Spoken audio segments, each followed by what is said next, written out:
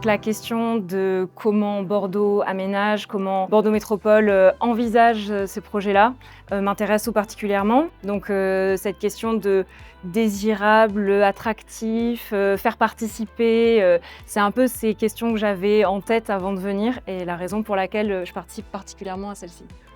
La ville désirable, en fonction de son âge, en fonction de son parcours de vie, de sa composition familiale, eh bien, elle peut regrouper des choses très différentes.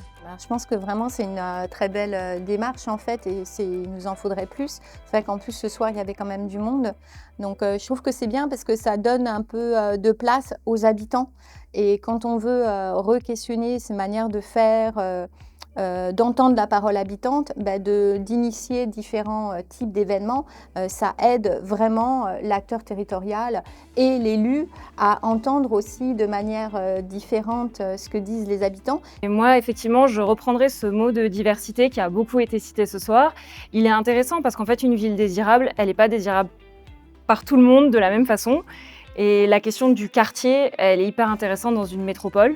En fait, quelqu'un qui va habiter à Blanquefort ou dans l'hypercentre de la ville de Bordeaux ou qui va habiter d'un côté ou de l'autre de la Garonne, c'est complètement différent. Et c'est tout l'intérêt d'une métropole, c'est qu'en fait, elle va pouvoir offrir à tous ces gens-là un quartier qui leur plaît et qui est désirable à ce moment-là. Une métropole désirée, ça serait une métropole aussi où finalement elle génère des émotions plus positives. Je pense qu'une métropole désirable, c'est une métropole qui permet d'avoir cette proximité, soit directe, soit grâce justement à des moyens de transport qui permettent de l'avoir et d'accéder en même temps à l'ensemble des services, tout en vivant dans un cadre idéal qui est pour moi la région Sud-Ouest. Il faut que la démarche elle soit suivie.